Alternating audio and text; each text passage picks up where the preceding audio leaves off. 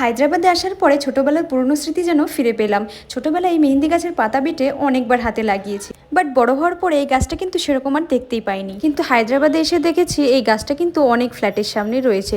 আজকে যখন নিচে গিয়েছিলাম তখন দেখলাম ওয়াচম্যান দাদার বউ কিন্তু এই পাতা বেটে মেহেন্দি লাগাচ্ছিল। আমাকে দেখার সঙ্গে সঙ্গে কিন্তু আমাকে ডেকে এই পাতা বাটাটি দিয়ে আমাকে মেহেন্দি লাগাতে বলল। সত্যি এখনো কিন্তু অনেক ভালো মানুষ রয়েছে দুনিয়ায়, এদের না দেখলে জানতেই পারতাম না। যাই হোক, বাড়িতে এসে কিন্তু আমি মেহেন্দি লাগাতে বসে পড়েছিলাম। আমার এক হাতে আমি দিয়েছিলাম কিন্তু ডান হাতে আমি পারছিলাম না, সেজন্য মায়ের কাছে রিকোয়েস্ট করে করে অনেক বলে তারপর ডান হাতটা কমপ্লিট করে নিয়েছিলাম। আর এবার শুরু হয়েছিল আমার আসল প্রবলেম।